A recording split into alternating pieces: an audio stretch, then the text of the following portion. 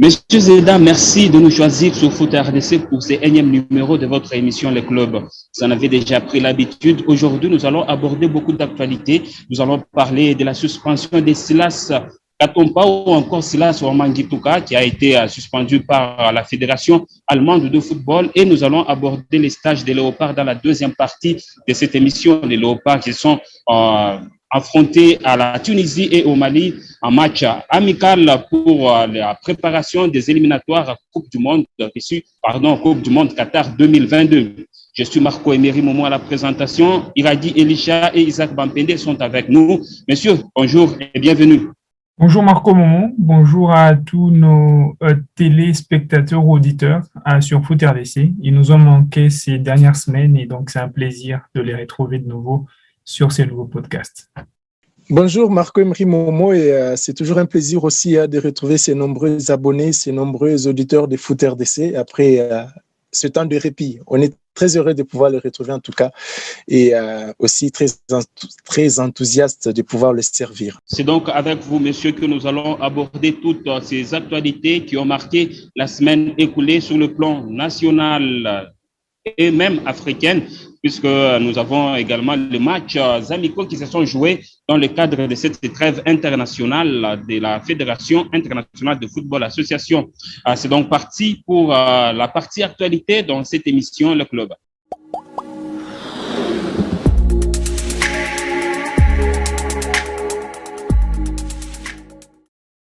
La première partie réservée à l'actualité, c'est avec vous, Isaac Bampende. Monsieur, nous allons commencer par cette suspension de Silas Wamangituka. Enfin, la vérité a éclaté au grand jour. Effectivement, Marco Emery Momo, c'est un feuilleton qui a surpris beaucoup de monde sur la planète football. Silas Wamangituka qui est presque parti parce que c'était une fausse identité utilisée par le joueur. Son club de VfB Stuttgart en Allemagne a communiqué officiellement sur l'usurpation ou la falsification de l'identité de cet international congolais. Il ne l'est pas encore, il pourrait l'être. Et voilà, la suspension est tombée tout juste après, quelques jours après que cette information a été dévoilée. Il s'appelle désormais Silas Katompa, mais pour avoir avoué son erreur, il n'a pas été dispensé du tout parce que le joueur va purger 3 mois de suspension des privations des compétitions. C'est une sanction prononcée par la Fédération allemande de football et il est également condamné à payer une amende financière de 30 000 $. C'est ça la plus grande actualité au niveau international, l'actualité qui nous concerne, nous Congolais, évidemment, au niveau international. Sur le plan continental, avant de parler de cette trêve internationale, on brosse quelque chose sur cette rumeur assez surprenante qui nous vient de l'Algérie, c'est que le Cameroun reste menacé d'après nos confrères de la Gazette du Fennec, un média algérien, qui affirme que la fédération marocaine a entamé des démarches en coulisses pour pouvoir arracher l'organisation de la Coupe d'Afrique des Nations 2021 au Cameroun sans véritable raison. Et l'Algérie, pour sa part, accuse le Maroc de vouloir arracher cette organisation au Cameroun et la veut en même temps. C'est un feuilleton que l'on va suivre de plus près à pratiquement 8 ou 9 Coupe d'Afrique des Nations, de la phase finale de la Coupe d'Afrique des Nations Cameroun 2021. Et en ce qui concerne les matchs amicaux disputés sur le continent, il faut noter que le vendredi dernier, les Sili nationales de la Guinée Conakry s'est imposé sur le Niger 2-1. La Mauritanie, a eu raison du Libéria 1-0. Et la Tunisie s'est fait battre par l'Algérie, qui est invincible depuis un moment, 0-2. Et le match Guinée-Bissau-Cap-Vert a été annulé. Et un peu plus tôt dans la journée, la République démocratique du Congo faisait un match nul devant les Aigles du Mali, un partout. Cette trêve internationale a été encore animée le samedi dernier par 2 rencontres plutôt intéressantes. Le Maroc qui a eu raison du Burkina Faso 1-0 grâce au but de l'interiste Hakimi Ashraf et le Ghana, lui, a été accroché à la maison par les éléphants de la Côte d'Ivoire. Mais plutôt que ça, la RDC Notre sélection a été battue le 5 juin dernier par les Aigles de Carthage de la Tunisie, 1-0, rencontre qui s'était disputée au stade olympique de Radès à Tunis. Les Léopards avaient existé, mais malheureusement, sans être capables de battre les Tunisiens. Donc, bilan pour la RDC lors de cette trêve, lors de ce stage de Tunis, c'est 2 matchs disputés, une défaite ainsi qu'un match nul. Isaac, avec vous, après avoir balayé l'actualité sur le plan africain, nous allons revenir au pays pour parler de la Ligue nationale de football et Maniema Union, mais une pression sur le tout-puissant Mazembe Anglebert. Eh bien, on l'avait presque oublié, notre Ligue nationale de football. Pourtant, elle existe toujours. Les gens craignent un certain chevauchement entre la Ligue nationale de football et la Coupe du Congo. Ce n'est pas encore le cas jusque-là parce que la Coupe du Congo est centralisée au niveau de Kinshasa et la Ligue nationale de football, elle, peut se poursuivre dans d'autres stades du pays. C'est bien le cas sur le dimanche dernier où la formation de l'AS Maniema Union, que vous venez de citer tout à l'heure, a eu raison du Racing Club de Kinshasa au stadium Joseph Kabila Kabange de la ville de Kindu par la note de 2-1. Ainsi donc, le club de Kindu maintient sa pression sur le tout-puissant Anglebert Mazembe dans la course à la Ligue des Champions parce que les unionistes comptent désormais 63 points pour 28 matchs joués et à égalité avec le tout-puissant Anglebert Mazembe qui a un match de plus que le club de Kindu qui compte 63 points comme Maniema Union, mais avec un match en plus. On rappelle que l'AS Victoria Club, sauf retournement des situations des dernières minutes, va être sacré champion de cette Ligue nationale de football. Elle l'est déjà, mais ça reste à confirmer par l'organisateur du championnat. On précise aussi que quelques autres rencontres prévues pour la suite de cette compétition, la suite et la fin de cette compétition ont été finalement reportées par l'organisateur. C'est le cas du match devant opposer le Daring Club Motema Pembe à la formation de Maniema Union à Kindu. Le match tout-puissant Anglebert Mazembe et l'AS Maniema Union n'a toujours pas de date. Il y aura effectivement cette complication en termes de calendrier parce que le Daring est en même temps engagé en Ligue, en Coupe du Congo, voulais-je dire. Et puisqu'on parle déjà de la Coupe du Congo, notez, mesdames et messieurs, qu'elle a été lancée officiellement le jeudi dernier par le derby des Saint-Pérénissance remporté par les Immaculés 1-0. Et le dimanche dernier, la Coupe du Congo, dans sa 56e édition, s'est poursuivie avec 2 belles affiches concernant la zone centre-sud disputée au Stade des Martyrs de la Pentecôte. C'est d'abord le club du FC Saint-Éloi-Lupopo qui a été battu à la séance des tirs au but par le FC Montsion Club de la Ligue 2. Le FC Saint-Éloi-Lupopo qui a été éliminé après cette défaite, mais récupéré par la suite parce que la rencontre qui a suivi tout juste après opposait le Sa Majesté Sangabalende à la JS Bazano, match remporté sur le terrain par les Anges et Saint-Demboujima 2-1, faisant ainsi des Lupopo meilleurs perdant de cette zone centre-sud et automatiquement repêché pour disputer les quarts de finale de la 56e Coupe du Congo de football. Voilà tout, Marco Emery Momo, pour ce qui concerne les actualités liées au football. Merci à vous, Isaac, pour cette partie réservée à l'actualité. Nous passons à la deuxième partie où nous allons revenir sur les stages des Léopards de la République démocratique du Congo qui se sont livrés pendant 2 matchs à 2 matchs amicaux, notamment contre le Mali et la Tunisie.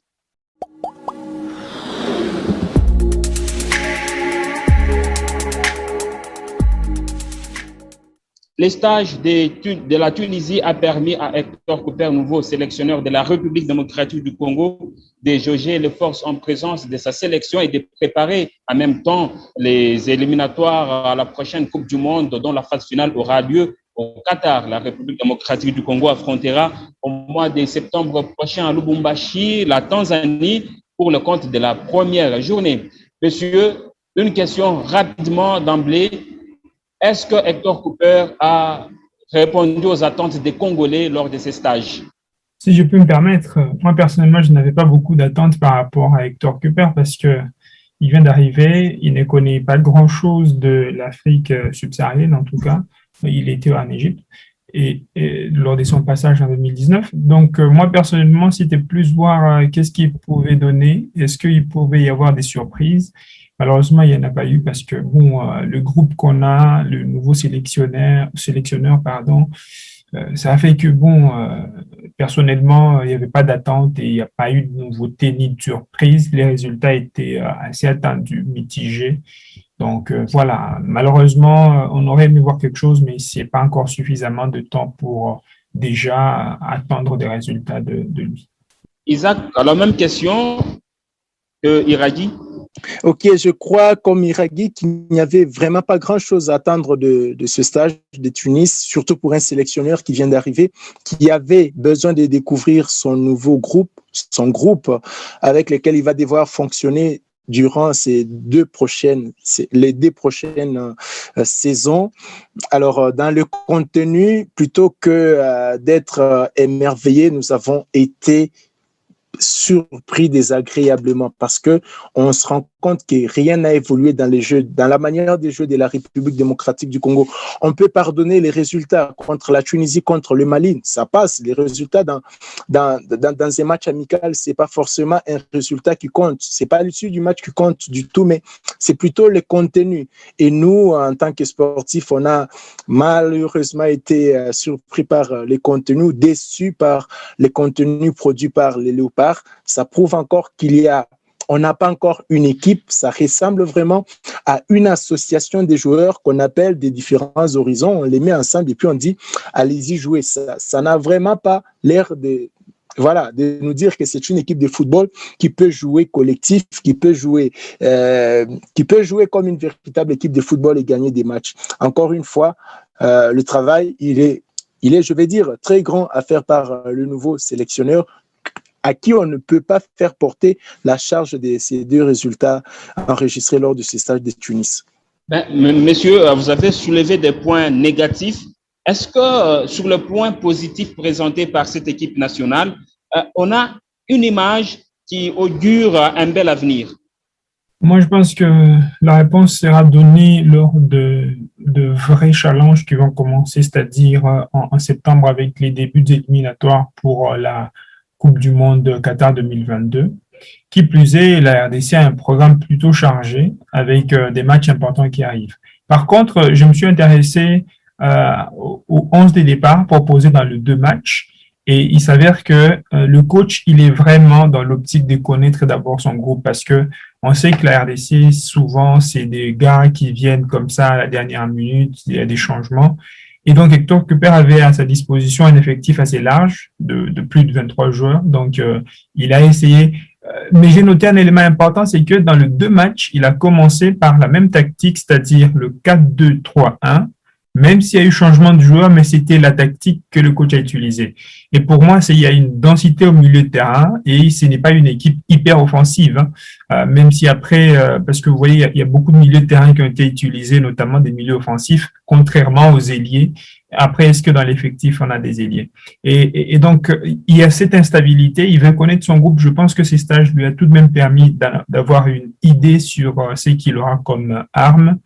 Et je pense aussi qu'il n'a tout de même pas le pauvre un effectif de grande qualité parce que quand je parle d'un poste particulièrement, celui de gardien de but, pour moi, on n'a pas de gardien de but pour aller à une Coupe du Monde, par exemple. Je suis désolé, mais Kasumboa, à peine s'il joue dans son club qui vient de quitter. Baggio, il joue dans un club qui vient de reléguer.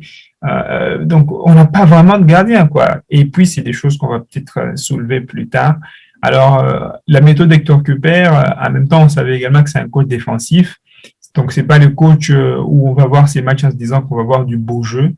Ajouter à ce que l'équipe qui est encore à connaître, ça peut expliquer les mauvais contenus qu'on a eu lors de ces amicaux.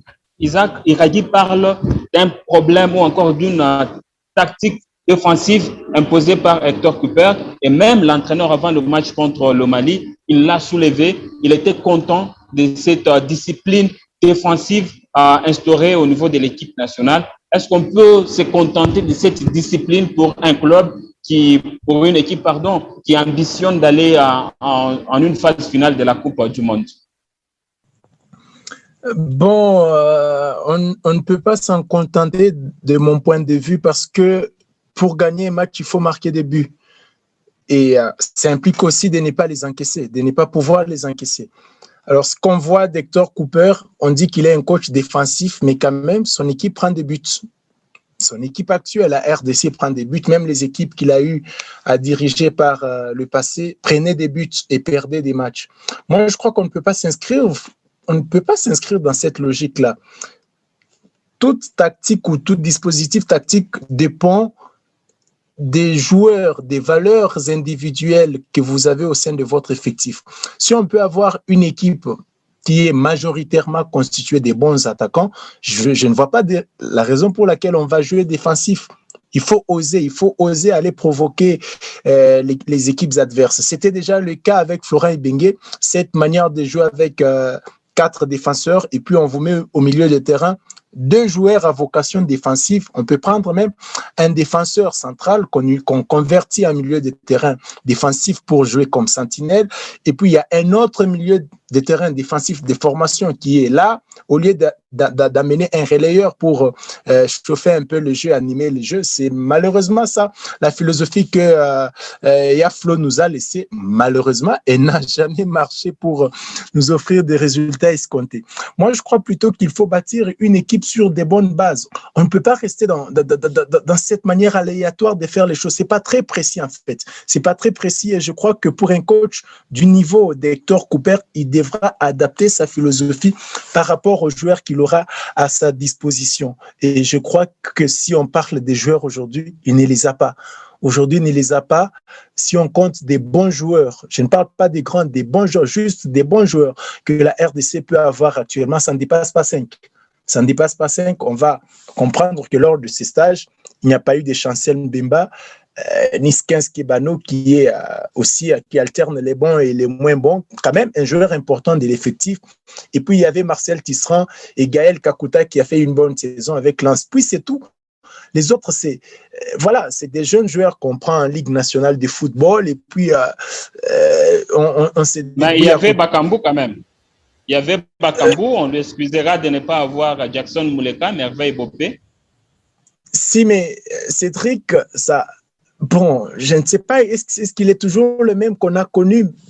Je parle de Bakambu en tant qu'attaquant, en tant que joueur décisif devant pour mettre des buts. Ça fait quand même longtemps qu'on l'a vu en sélection et je crois plutôt que il n'est plus le même et surtout le fait qu'il joue dans un championnat plutôt exotique, il peut être performant là-bas, mais quand il vient en sélection depuis un moment, c'est pas toujours évident. Moi, je crois qu'à l'heure qu'il est, il faut à la fois se concentrer sur le travail tactique, mais aller aussi vers des joueurs qui peuvent renforcer cet effectif. C'est la meilleure formule pour réussir et aller à la Coupe du Monde. Un objectif qui me paraît hyper osé pour ma part, parce que avec cette sélection-là, on ne peut pas du tout rêver de la Coupe du Monde, mais si on peut le faire, tant mieux, mais n'est vraiment pas avec cet effectif-là. Monsieur, d'ici jusqu'au mois de septembre, sur quoi Hector Cooper devra travailler pour marquer les esprits lors de la première journée des éliminatoires? Nous rappelons que la RDC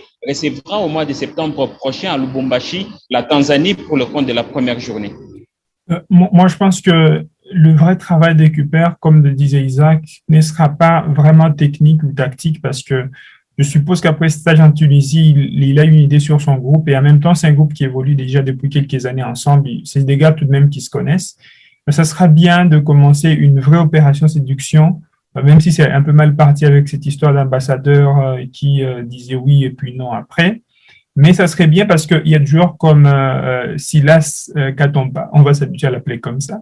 Et puis, il y a aussi Van Bissaka, je rappelle, qui n'a pas été sélectionné par Southgate pour l'Euro. Et il y a une vraie chance de voir ce joueur venir s'il y a une séduction derrière. Et il y a d'autres joueurs qui sont peut-être un peu plus jeunes, mais qui peuvent venir étoffer l'effectif. Mais ces deux-là, pour moi, me semblent prioritaires parce que c'est à des postes clés. Et si en bonus, on peut tomber sur un gardien binational, ça serait bien. Donc, pour moi, la priorité, c'est de renforcer l'effectif et de constituer un squelette parce que malheureusement, on n'a pas de gardien, mais on a un grand défenseur, Chancel Mbemba. Si on trouve un bon milieu de terrain également et puis un attaquant Mouleka, je pense qu'il peut faire l'affaire ou une association avec Bakambu. D'ici septembre, ça peut vraiment faire quelque chose. Katomba est un milieu offensif intéressant. Donc, ça peut constituer un noyau sur lequel peut bâtir Kuper. Isaac Iraghi parle en fait, de certains joueurs qui devront venir dans la tanière de la RDC, mais au cas où ces joueurs ne viennent pas, sur quoi, en fait, Hector Cooper devra travailler puisque il nous reste plus que moins de 3 mois avant l'entrée de la RDC en liste pour les éliminatoires. Voilà, ça c'est une question intéressante, je trouve. On doit intégrer il faut intégrer dans nos analyses que ces joueurs-là peuvent ou ne pas venir. Au cas où ils ne viennent pas, on fait quoi? On va être obligé de faire avec, c'est-à-dire les mêmes Bakambu, compter sur le retour rapide de Jackson Moleka parce que lui, on a vraiment besoin de lui. Alors, sur quoi, le coach va devoir travailler comme vous l'avez demandé. Je trouve qu'à l'heure qu'il est, il faut travailler sur la constitution d'une équipe de football. Je le disais en luminaire qu'on n'a vraiment pas une équipe de football. On a des joueurs qui me semblent qui ressemble vraiment à un club de foutoir. Donc, des joueurs comme on jouait dans la rue, toi tu viens de gauche, l'autre vient de droite, des voisins, et puis on se met ensemble, on constitue une équipe par tirage au sort ou par quoi, et puis on se met à jouer. C'est vraiment à ça que ressemble la République démocratique du Congo. Mais si on peut se battre pour constituer ne serait-ce qu'un noyau des joueurs qui sont capables de jouer au football, c'est-à-dire de produire un jeu, de démontrer quand même l'image d'une équipe. Je parle d'un jeu collectif assez intéressant parce que l'équipe, c'est d'abord jouer collectif. Après, s'il y a des individualités qui sortent du lot, tant mieux, ça va nous faire gagner. Mais nous, on n'est vraiment pas encore au niveau de l'équipe. Là, je me rends compte que tout le travail fait par Florent Ibenge, c'est vrai que lui aussi a laissé l'équipe dans un état piteux, mais il y avait quand même quelque chose que Florent a laissé.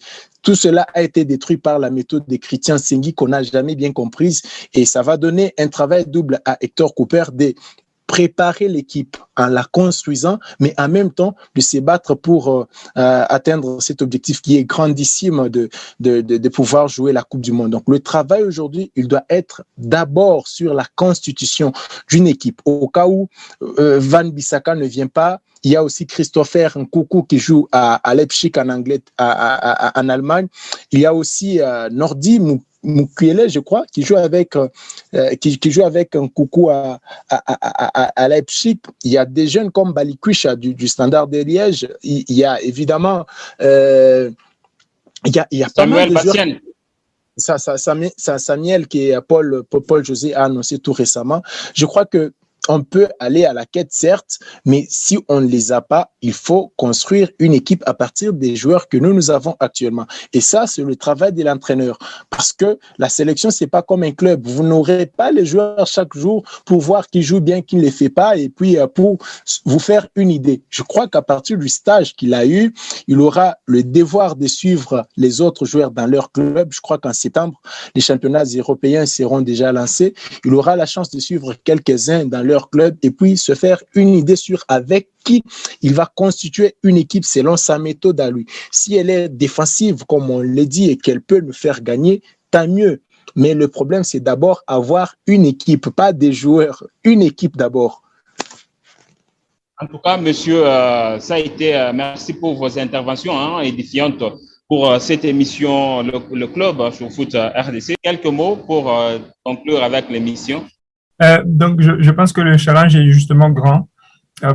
Après, j'aimerais mettre un carton rouge, comme on dit, à l'organisateur de la Coupe du Congo, parce que je trouve que cette compétition, c'est vraiment du gros n'importe quoi, dès sa formule déjà d'organisation, et puis tout est flou, on ne comprend rien, il y a des repêchés, et puis on ne comprend vraiment rien de ce qui se passe. Il y a même le côté médiatique qui n'est pas assuré, on ne communique absolument rien. Je trouve que l'organisation de la Coupe du Congo, c'est un gros flop, et au contraire, je voudrais féliciter l'organisation de la Coupe du Congo féminine qui se passe plutôt bien. Et voilà, j'espère que Kuper, il va trouver sa formule et il va intégrer de nouveau, notamment le Moukoko Tonombe, les Fabrice Ngoma et puis le Ben Malango qui peuvent apporter quelque chose à cette équipe de la RDC d'ici septembre. Et bon, voilà. Et mention spéciale à Mané Maïno qui continue à me plaire et qui pourrait faire titiller le tout-puissant Mazembe pour la place en Ligue des Champions. Isaac. Ouais, merci à vous, Marco. Je crois que le travail il est énorme à battre par le nouveau sélectionneur. On ne va pas lui mettre la pression. Je crois que lui-même, dans sa peau, à partir de ce qu'il a vu en Tunisie, il sait maintenant que cette équipe-là n'est peut-être pas celle dont on lui a parlé avant de venir. C'est vraiment pas une équipe qui existait. Alors, il aura le travail de recommencer avec des nouvelles bases et nous produire quelque chose d'intéressant d'ici septembre pour le début des éliminatoires au Mondial 2022. Mais merci en tout cas à tous ceux qui nous ont suivis. C'était un plaisir de les servir. En tout cas, un plaisir. Hein. Le plaisir a été, pour moi de présenter cette émission, le club sur Foot RDC. Nous vous disons merci infiniment, messieurs, pour votre participation.